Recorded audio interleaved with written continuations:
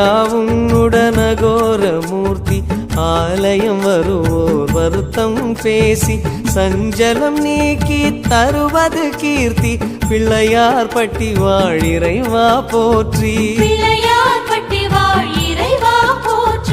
ஏசிய வார்த்தையை மந்திரமாக்கும் தேசிக நாயகம் மனவலியாற்றும் ஆறுதல் வழங்கும் ஐங்கர சரணம்.